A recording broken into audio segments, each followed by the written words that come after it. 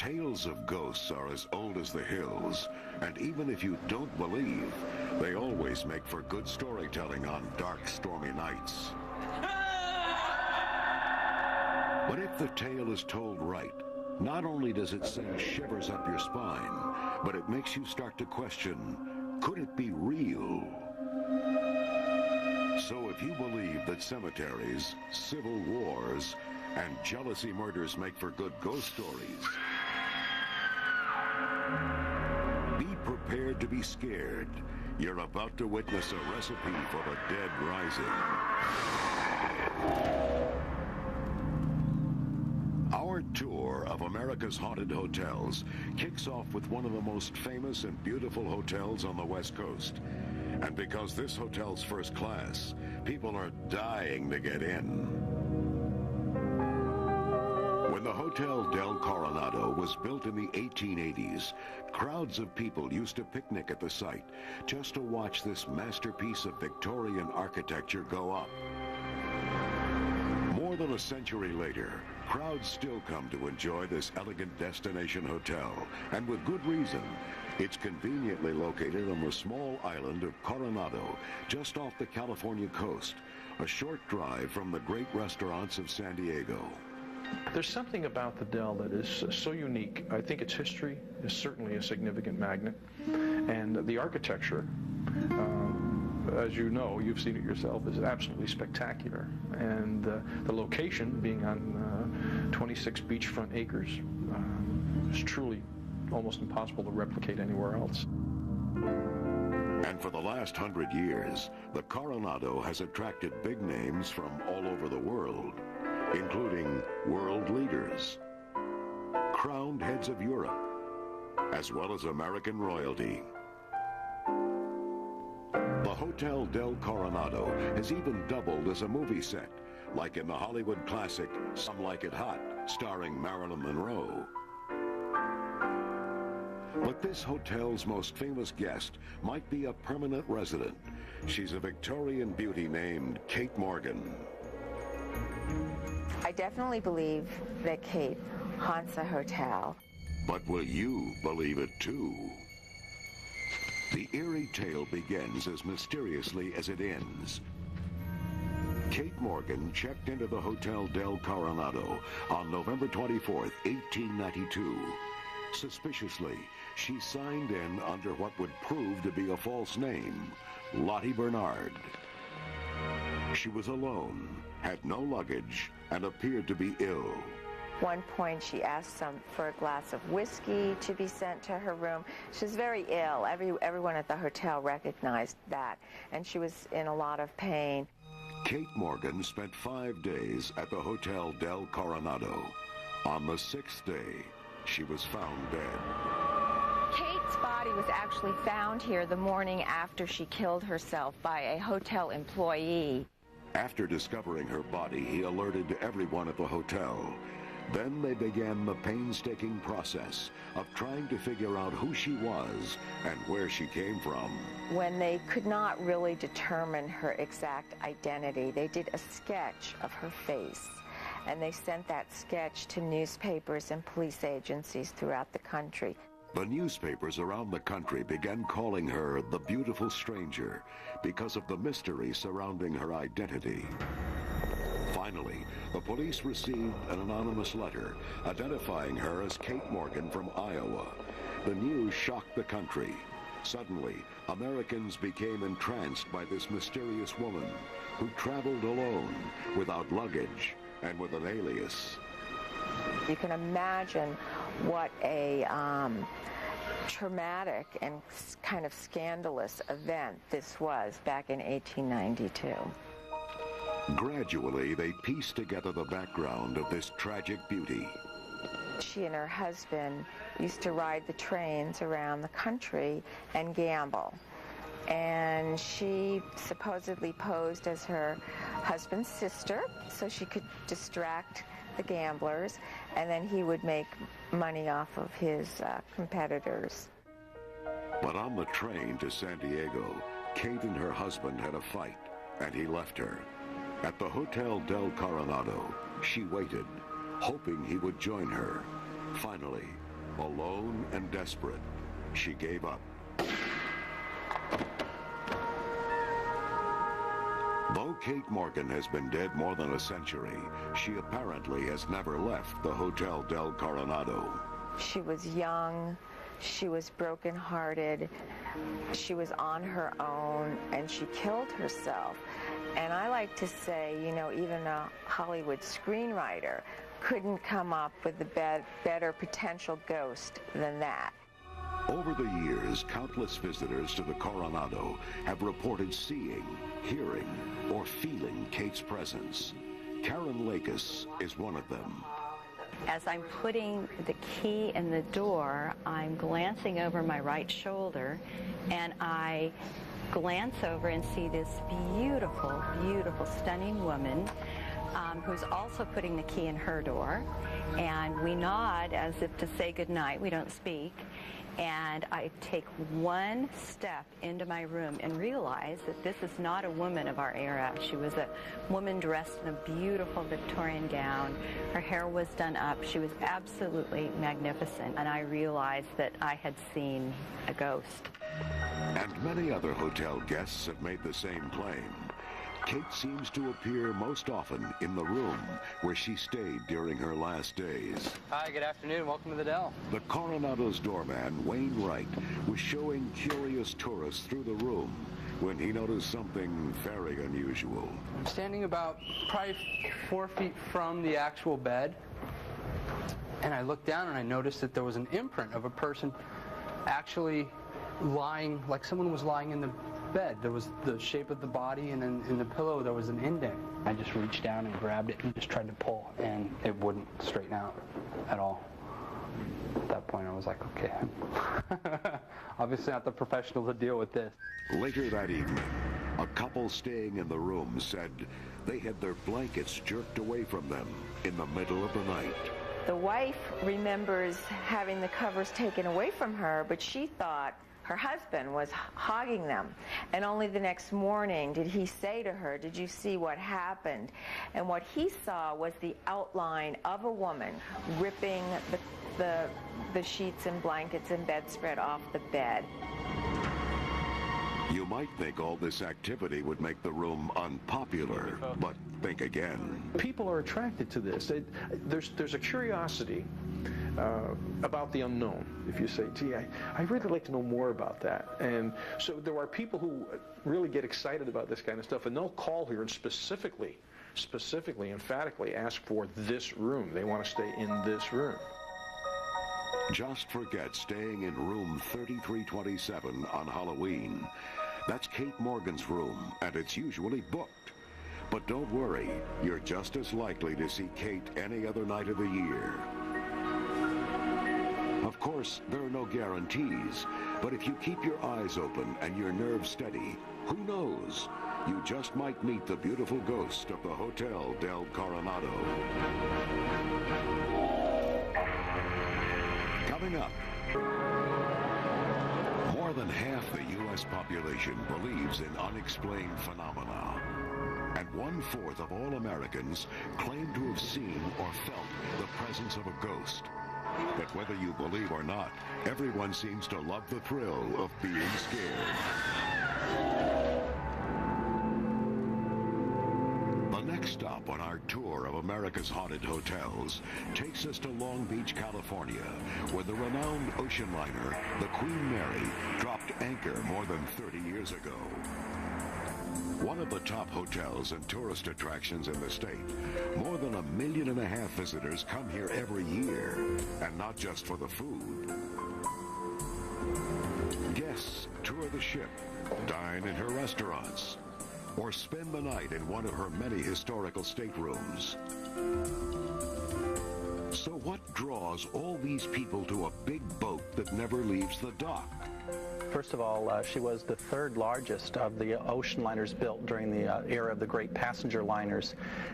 At over 81,000 gross tons, she's over 1,019 feet long, 118 feet wide, and has 12 decks. She's in fact much bigger than the Titanic, which for many people, they believe that was the largest ship ever built.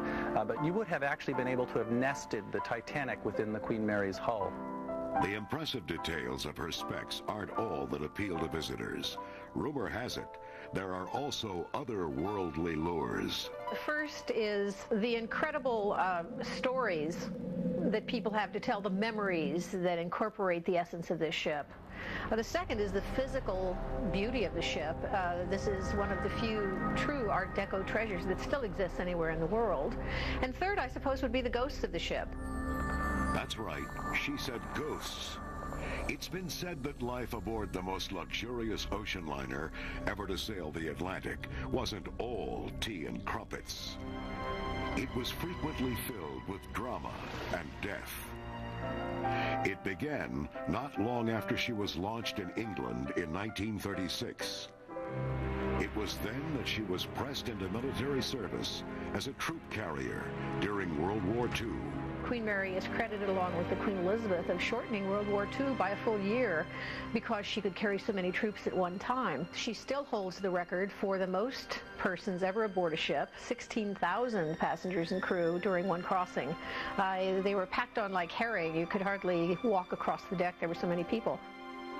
When World War II ended, the Queen Mary carried war brides and their children away from their homes in Europe to a new life in America. Even when her war service was over, the Queen Mary's clientele was anything but ordinary.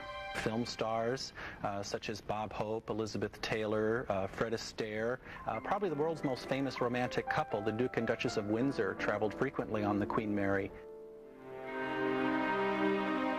In addition to the legendary names, there have also been some legendary tales. Records show that in the more than 6 decades since the Queen Mary made her first transatlantic crossing, there have been a large number of deaths on board the ship. And it's said that the spirits of many of those people are still here and make themselves known frequently. They're sort of minding their own business, doing what they would do during a passage on the ship. And they don't seem to realize that they're spirits. They seem to think they're part of the crew or part of the company of the passengers on the ship. In fact, ghost sightings are reported so frequently that the ship recently opened a new tour, Ghosts and Legends of the Queen Mary. We're now entering the officers' accommodations. This is an area of the ship where the senior officers had their cabins. And every part of the ship is said to have its own dark story to tell. 1947, a senior second officer accidentally drank some tetrachloric acid, thinking it was gin, and actually poisoned himself to death. Since that time, there have been reports of ghostly sightings in the officers' quarters and also in the bridge and wheelhouse directly above us. And that's just the beginning. One of the bigger parts of Ghosts and Legends is that it's in the lower forward areas of the ship, which have not been open to the public since the ship arrived here in '67, and before that only available to the crew members. So the public has never been in these areas. There are boiler rooms and storage areas way below the waterline. This dark and creepy underbelly of the ship is the last place you'd want to be trapped. A perfect place to tell a ghost story, I should add. We're now entering a part of the ship known as the isolation wards. These were hospital facilities that were designed to take care of passengers who were discovered to be traveling with communicable diseases. It's also been documented that the isolation wards were used as a holding area for stowaways that were arrested traveling illegally on board the ship. But rather than being jailed here to face the consequences, some of them committed suicide. And one of the most famous ghost stories is reported to have happened right here. Down in the depths of the Queen Mary shaft tunnels is watertight door number 13. And in July of 1966, a very tragic accident occurred here involving a young fireman's apprentice. The young man opened the door to get through but got caught by it. And you can see by the size of the door and also these massive gears, it would be very painful. The door came back on him and trapped him in here. He was crushed to death. And ever since then, strange supernatural occurrences have been reported at this very spot. Not only sightings of ghosts, but also of sounds and experiences. And we don't know for sure, but it's possible that the tragic accident that occurred here at watertight door number 13 may have something to do with the supernatural phenomena that occur in this area of the ship. But this isn't the only place they say spirits tend to gather. Many believe the swimming pool is the most haunted part of the ship. People claim to hear laughter, splashing water, and wet footprints, even though there is no water in the pool. There are some psychics that believe that there are over several hundred ghosts that occupy this area of the ship. And they believe that there's a vortex into another dimension by which these ghosts come and go.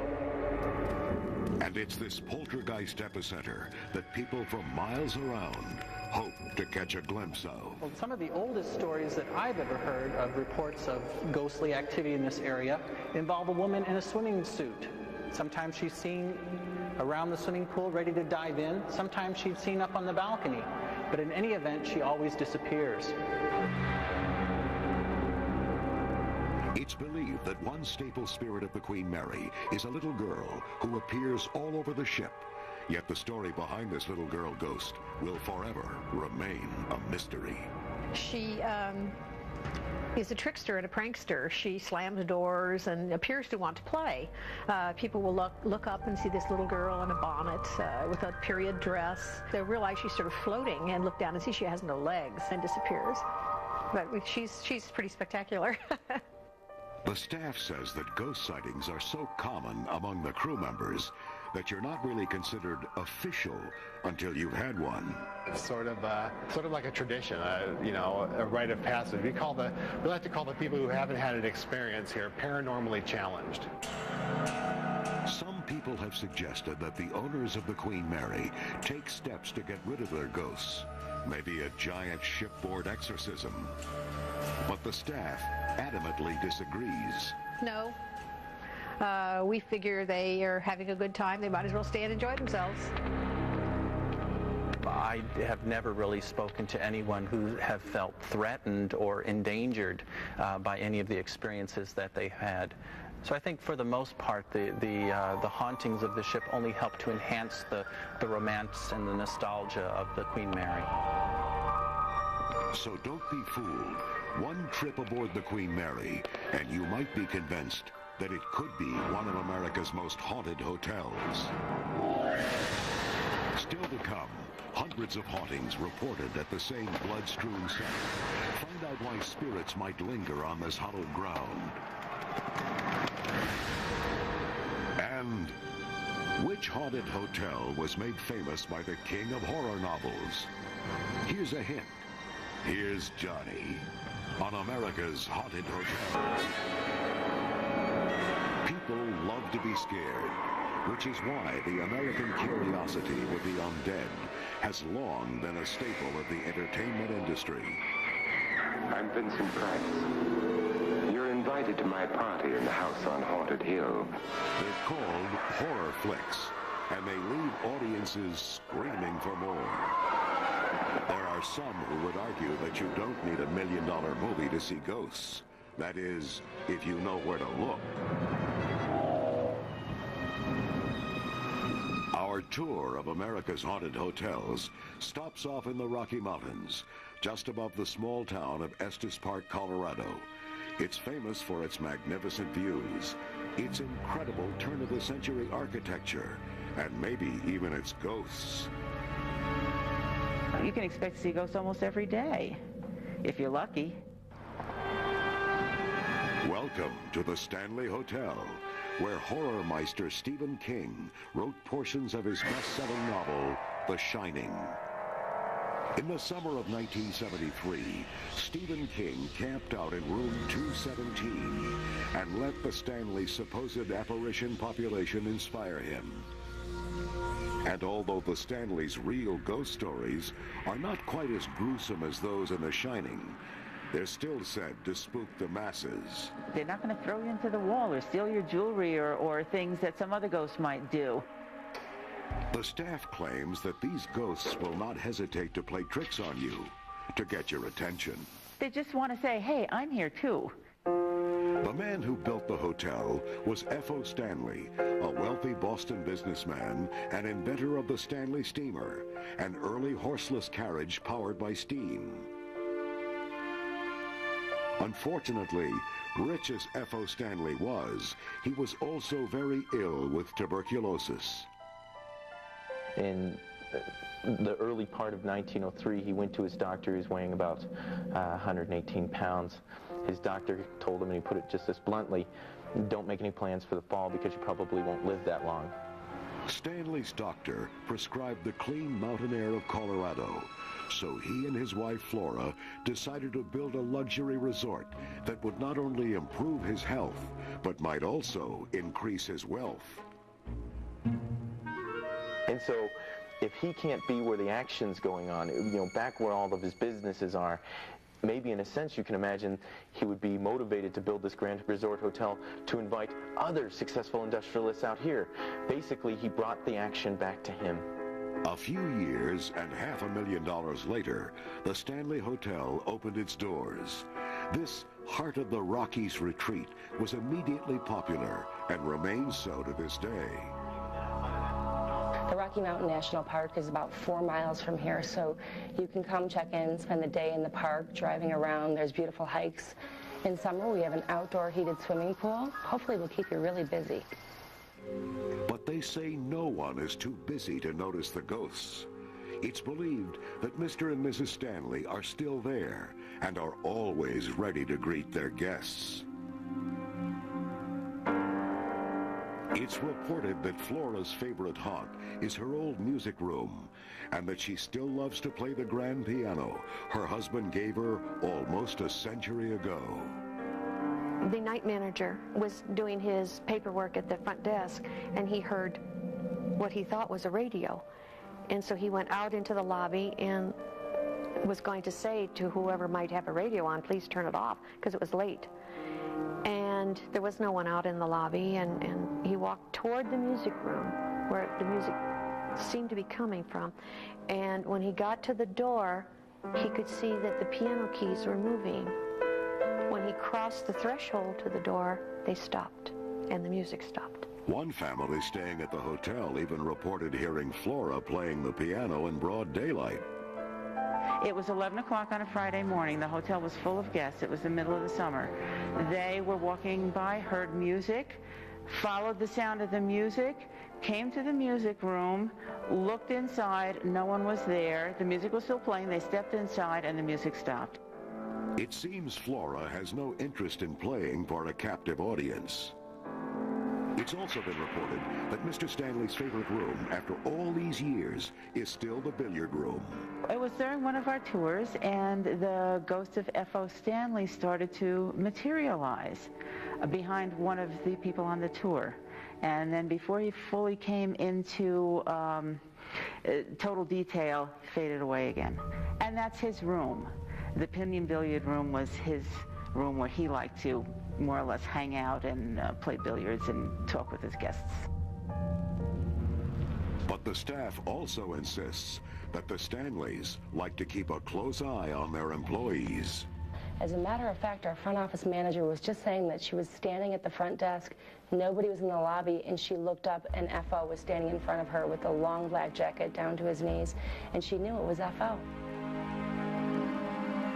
The most amazing story that I've heard involves F.O.'s picture being thrown across the room to land in a soiled spot on the carpet. And so we all assumed that perhaps Flora was upset with the spot on the floor and wanted that cleaned up. For most guests, the most interesting part of the ghost tour is the 4th floor. In the old days, servants of the hotel guests stayed up there. The corridors are narrower, the rooms smaller, and the ghost stories even more eerie. Paranormal research suggests that at least 12 different entities reside at the Stanley, and stories conclude that occasionally they show themselves all at once. On another occasion, a bellman came around the corner onto this wing, and as he did, every single door flew open simultaneously. Much of the action is claimed to center around room 418. This is where the cleaning crew routinely hears strange noises and finds imprints on the bed, even when no one has been registered for the room. And sometimes, guests report hearing children playing in the hallways. On one occasion, 2 separate couples checked out before they were due to check out because they said that they couldn't sleep all night because of the children playing in the corridor and making noise. Well, there were absolutely no children registered at the hotel that night on any floor. Years ago, word of ghosts at the Stanley Hotel might have ruined business. Today, it's a major attraction. I'd like to see something. I'd like to have some fun, but, I don't want to, freak out and go through years of therapy, So I'd like to see something and have fun, but nothing too traumatic. So if your idea of fun is seeing unexplained ghostly phenomena, you might want to get up your nerve and check into this scare palace. And while you're there, pay your respects to Mr. and Mrs. Stanley. They're always ready to entertain. Coming up, murder at a Louisiana plantation home results in an eerie ghostly legend when Haunted Hotels returns. At least once a year, Americans love to be scared. It's the celebration of All Hallows Eve, October 31st, better known as Halloween. But there could be some haunted houses to visit all year round.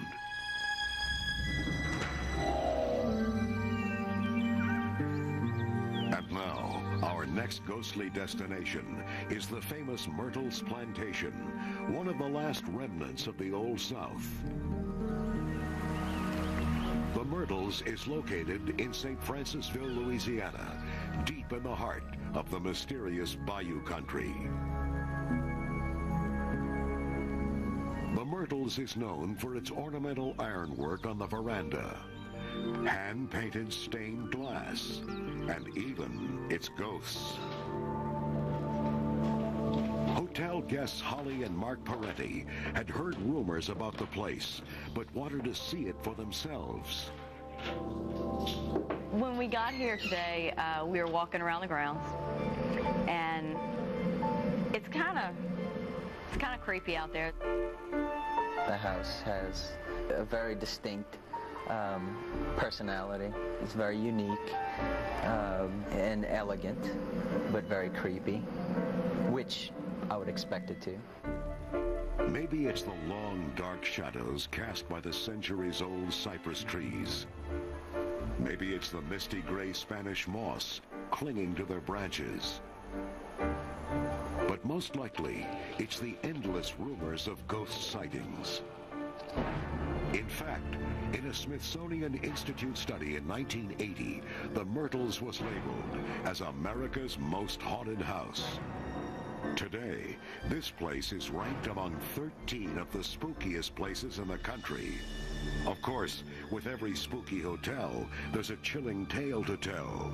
The Myrtles house is known for its curse. And the story is, General David Bradford built the plantation in the late 1700s on the site of a Tunica Indian burial ground. They were not burying their dead. They would hang the remains, thinking they were close to the sun gods and letting them decay. So the house and the parking lot is on top of what was burial ground at one time. And a lot of people feel the plantation can't help but be cursed because the burial ground was destroyed. And here's how the curse unfolds. The general's daughter married Judge Clark Woodruff. The judge had a slave mistress named Chloe, who had a bad habit of eavesdropping on the family. The judge repeatedly warned Chloe not to do it, but when he caught her at it again, he cut off her ear. few days later, Chloe took her revenge on the judge. Instead of the usual recipe for the oldest daughter's birthday cake, Chloe threw in oleander leaves, which have the same effect on the body as arsenic. His wife and 2 children died from the poisoning. This is one birthday party the judge would never forget. But some say just because they died doesn't mean they left the scene of the crime. There are 3 of the ghosts, along with Chloe, who was the slave, who still live here. And it's these unseen inhabitants that people come from all over to try and catch a glimpse of. Some people even say they can see Chloe in the mirror and the judge's children skipping through the Myrtles' courtyard. Tita Moss and her husband have owned the Myrtles for more than 7 years. Before they bought it, they were told the Myrtles was haunted. They just didn't believe it. We thought that that was probably an advertising ploy. Having been a marketing major in college, you know, there's lots of hooks that you use. And we obviously were not afraid because we thought, gee, ghost, what a hook. That's great. Bet they get lots of tourists. Had absolutely no idea that it were actually a haunted home. But they figured it out for themselves. We had been here about 3 weeks when my 2-year-old sat up in bed and asked me to please get the little girl off the chandelier. I immediately thought, this is going to be fun. Later, Tita took photographs of the plantation. When they were developed, she noticed something strange about the pictures. So here is a picture that was taken for insurance. A lady shows up who's transparent. She happens to have a turban on. And as you well remember from the tour, Chloe always wore a turban because her earlobe was severed for eavesdropping. The lady Chloe murdered Sarah Matilda and the 2 children. Can you see that you can just see the boards right through her body? Yeah. I mean, it's easily seen. As she looked closer, more strange figures seemed to be staring down from the plantation roof. Can you see the little boy and the little girl right here on the roof line? Right there. Yeah. Is that not remarkable? The other thing that makes this hotel different is that the Myrtles doesn't provide any television, telephones, or radios. So what you see, or rather what you don't see, is what you get. You want something to happen because it's like everyone is expecting you to come home with the story. And so you want something to happen, so you don't want to be like a wasted trip. But then again, I'm not so sure I want anything to happen at all. But when morning came, they had a story to tell. Shortly after they went to bed, they supposedly were awakened by the sound of footsteps. She was talking when it happened, and I didn't know she knew that I heard it. I kept it to myself because I figured if I acknowledged that I heard it, it would freak him out even more, so I just kept my mouth shut.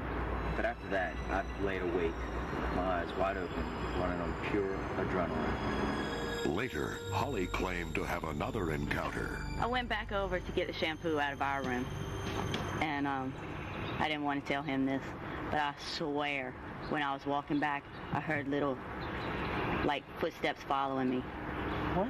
Like light little footsteps following me like a little kid or something. I'm serious. Though Holly and Mark were scheduled to stay another night, they decided one night was enough. They were convinced the Myrtles was haunted. I did it once. I don't need to do it again. It seems the Myrtles has enough hair-raising tales to last this lifetime, and maybe a few more. Coming up next, in the bloody summer of 1863, more than 50,000 men died at the Battle of Gettysburg. Today, their spirits still haunt this hallowed ground on America's Haunted Hotels. Ghosts, ghouls, goblins. Are you a believer yet? On America's Haunted Hotels, you've heard amazing stories of ghostly apparitions. First, we checked into the Hotel Del Coronado outside San Diego, California, where a suicidal beauty has been haunting the halls for the past 100 years. Then, we hopped aboard the most legendary floating hotel in history, the Queen Mary, docked in Long Beach, California. The spine-tingling stories of accidental deaths occurring on this ship are not for the faint of heart. Next, we toured Stephen King's inspirational ghostly abode, the famous Stanley Hotel in Estes Park, Colorado. And we dared to venture into the Myrtles Plantation House, where the curse of the Tunica Indian burial ground took its toll on a Southern general and his family. Our tour of America's Haunted Hotels continues with a place steeped in American history. The fields are green and peaceful, the town quaint and charming. But on 3 hot July days in 1863, Union and Confederate soldiers fought the bloodiest battle in the Civil War, the Battle of Gettysburg.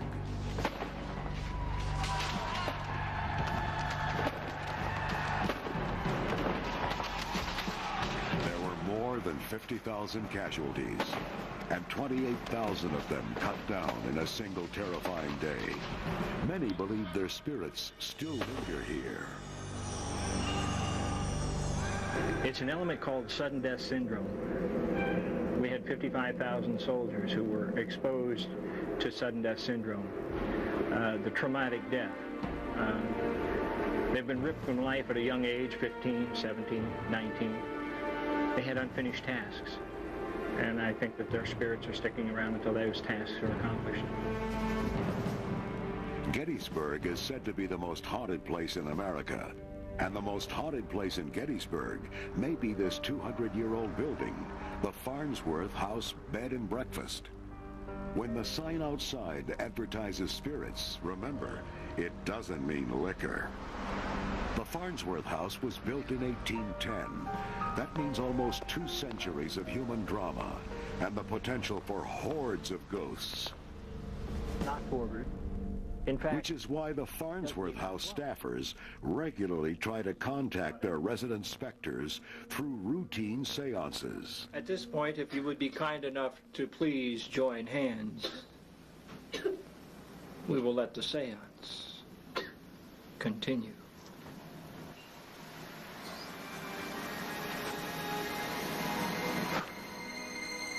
Most times, all they get is goosebumps. Other times, much more. For a relatively small structure, it's said that the Farnsworth House has a pretty hefty ghost population.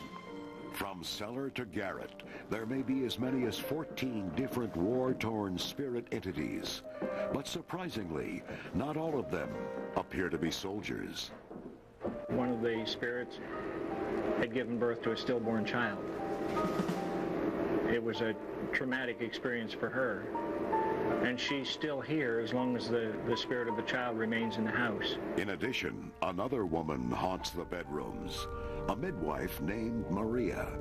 Some guests who've stayed in this room say they woke up to see a woman standing beside the bed. There seems not to be a mean bone in her body. She just is somebody who is very, very caring and looks after people. But most of the ghosts are said to be connected to the Civil War. During the Battle of Gettysburg, Confederate sharpshooters holed up in the Farnsworth House garret, kept the Yankees pinned down with sniper fire. And the story is, after long nights of shooting, the soldiers would gather together to rest and sometimes play music. Guests have reported hearing what sounds like a mouth harp being played in the wee hours of the morning. About at 2 o'clock in the morning, sounds like a gentleman setting up here playing this mouth harp. Well, who could be up there at 2 o'clock in the morning? The answer always is the same. There's nobody. Nobody alive, anyway. They say there are more ghosts here than just soldiers and midwives. It's been told that there are also children who haunt these historic halls. In the early 1900s, a 5-year-old boy was brought into one of the bedrooms. He'd been run over by a horse and wagon right outside the Farnsworth house and was too badly injured to be moved further. 5 days later, he died, and it's rumored that his mischievous spirit still haunts this house today. It took only one overnight stay to convince this couple the house was haunted. The longer the night went, the more weird things happened. I felt like someone tickling my cheek, and then I felt like inside my ear, and like my face started going numb on the side. I felt like chills up and down my body. Didn't sleep a wink. And as the night stretched into daybreak, the panic began to escalate from these strange feelings. I was petrified. I was like, every little sound I heard, I was like looking around the room, like, what was that? The feeling that I got was kind of like a mischievous child tickling your cheek and just messing with you. It was bone chilling. I was good until he couldn't take it anymore and woke me up. Once morning arrived, they thought the spooky ordeal was over. She left the room this morning, and I went to take a shower, and, you close the door behind you. When you take a shower, you take your clothes off, close the door. It's kind of common practice. And I'm in the shower, I look over, the freaking door's open. Needless to say, this couple left right after breakfast. They seemed to be in something of a hurry. Are you brave enough to dare a night in the Farnsworth house?